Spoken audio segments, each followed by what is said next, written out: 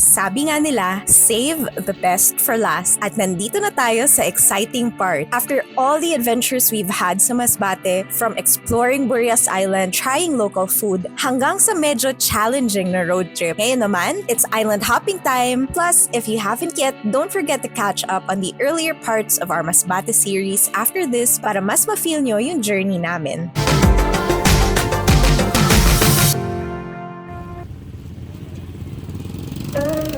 On the 6th day of our Masbate adventure, we were back in San Andres, Quezon, waiting for our Burias Island island hopping tour. Since Saturday pa ang tour at Thursday pa lang nun, nag-rest lang kami. Then Friday, we decided to explore a bit. Our plan was to visit Nabarota Falls and Makapaya Hills as suggested by the locals. We planned to go early for sunrise kasi sabi nila that's the best time to visit Makapaya Hills. Pero we're not morning people, so hapon na kami nakapunta.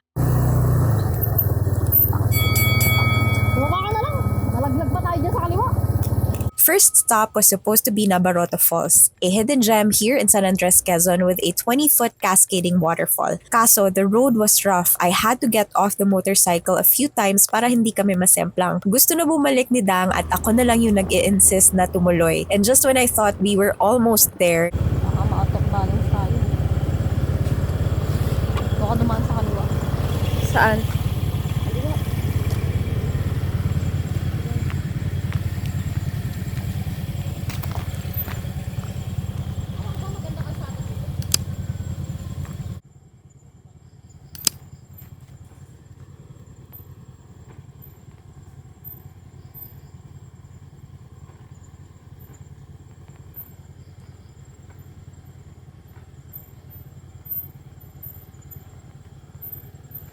Nakita ko sa Google Maps na 5 kilometers away pa. At for sure, rough roads pa rin yun. At mukhang uulan pa. So I finally decided to go back and head straight to Makapaya Hills habang maliwanag pa. The ride going to Makapaya Hills was already a treat.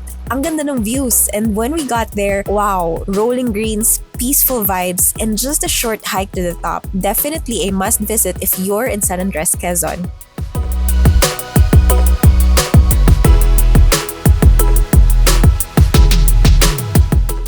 Hindi na namin nabalikan yung falls, pero if you're here, visit both if you can. Then nung pauwi na kami, sobrang dilim na ng daan, but the moon was so pretty, parang blood moon, so it felt like a chill night ride. Until bigla kaming napatigil. Sisira ang bags natin.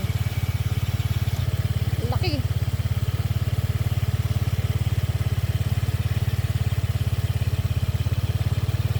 Nakabaloktot to.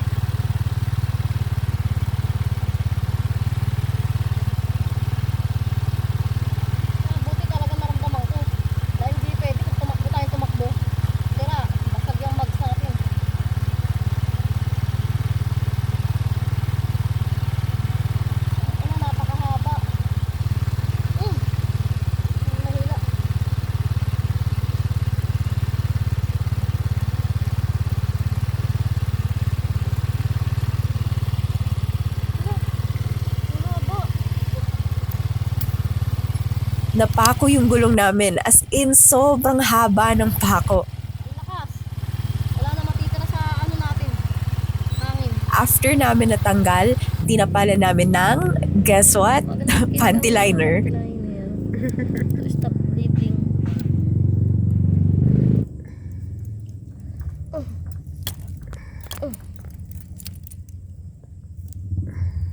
Wala, bumasok ka naman. Ubos na yung dikit eh. O, diba? Talk about resourcefulness. Thankfully, we got back safe and sound, ready for tomorrow's adventure.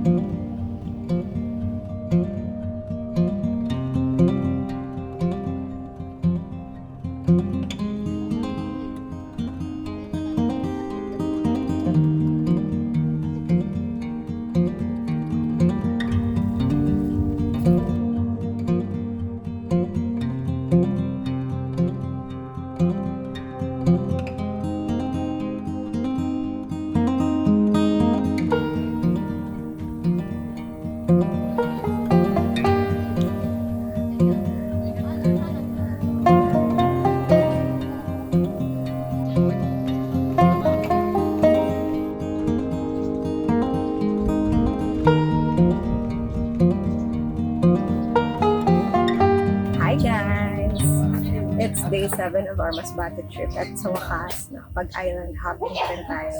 At nandito na kami ngayon sa Sombrero Island. Ito yung first stop muna kasi magla-lunch muna. Yun yung itinerary kasi ang kasabay namin kasi ka-joiner lang kami ng mga naka-tour package. Ito yung unang dinaanan kasi nga dito kami magsistay overnight. Oo. Nagtayo na kami ng tent. Diyan yung tent namin. Tapos nagluto na rin ako ng jempo na ulam namin. At ngayon nagsasain ng rice. Kasi after mag-lunch, mag-island hopping na. Mag-island hopping. Tapos tutulog kami dito. Tapos bukas sa Alibijaban Island. 1.5 hours papunta dito galing sa San Andres Port. Since joiner kami, 1K per head lang yung binayaran namin. Tapos may additional payment for tent pitching. 100 pesos yung tent pitching. Pag may sarili kang tent, tapos entrance fee 100 pesos. Magkano yung renta? 200, 300 din. Depende lang sa tent. Depende sa tent. So, around 300. And then yung accommodation naman, 1.5 daw yung for 2 persons. 3.8 yung 3.8 o 3.5 yung for 8 persons. Oo. So, yun. Tapos libre yung tag-isang balde na tubig na malinis. Oo, may 10 balde daw sila na tubig. Tas, 10 ba? Oo. Tapos if naubos na, 50 pesos per balde yung bayad. So wala silang fresh water dito. And then wala rin masyadong signal. Mahinang signal ng globe. Pero may Starlink sila. 100 pesos per day. For hanggang bukas na. For whole stay mo dito. Malapit na maluto yung sinain natin. Malapit na tayo kumain.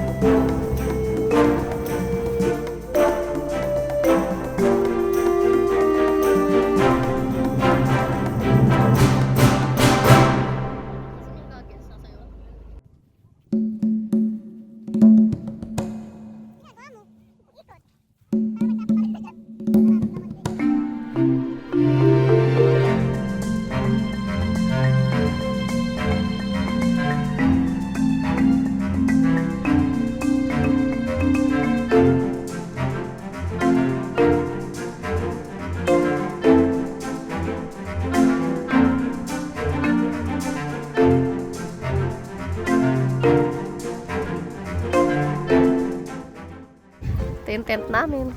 Naka-open lahat, pati yung pinaka-kulambo. Yung screen, yung net. Na-cover. So, preparing to sleep na. Ako, bibili pa ng nagraya. Ay, mga nagiinuman pa dito. Yung iba, kanya-kanya kwentuhan lang. Ayun. So, bukas, hindi raw mag-aalibihaban lahat tayo.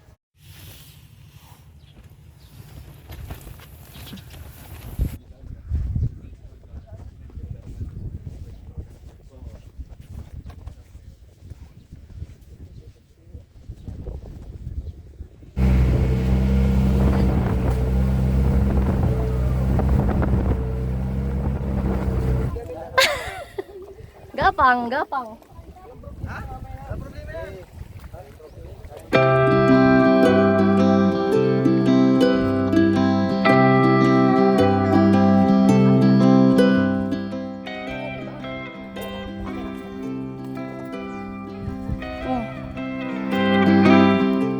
Hindi. Huwag kang tumingin sa baba. Tingin sa baba, nalulula ka nga. Go, bebe. Oh. Smile. Smile kahit nalulula.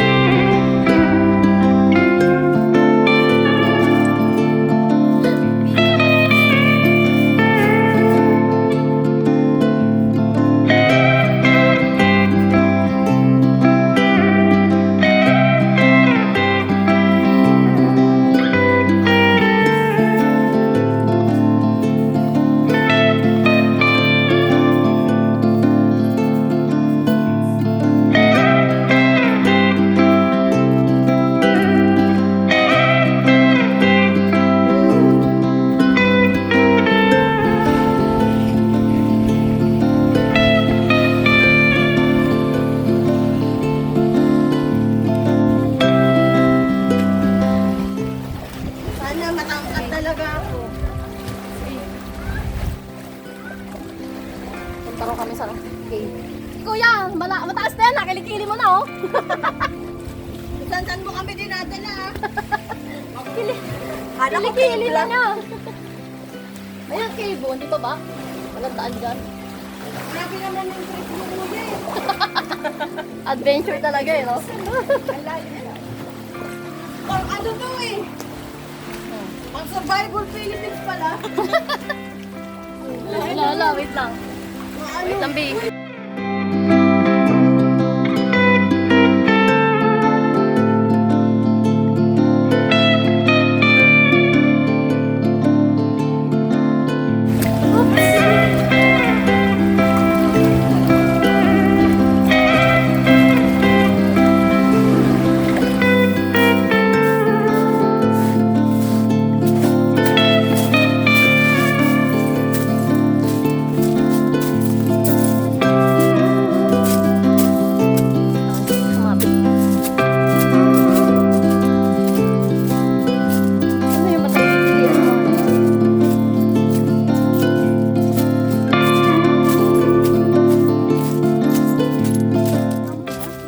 Ata doon eh.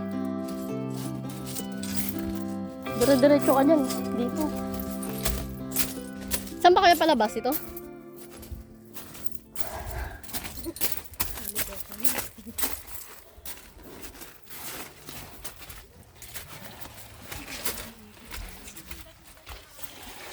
You survive.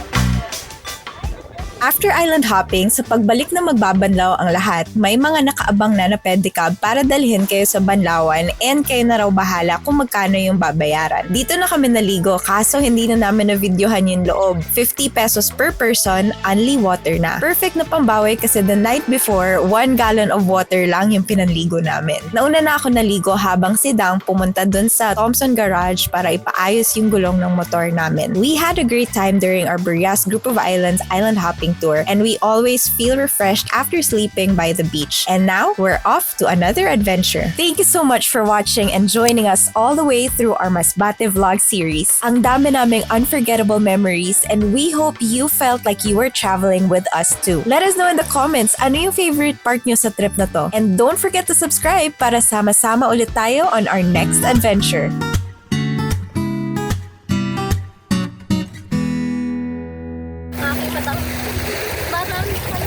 Maray na. Nang kasundan. Tritas ko ay.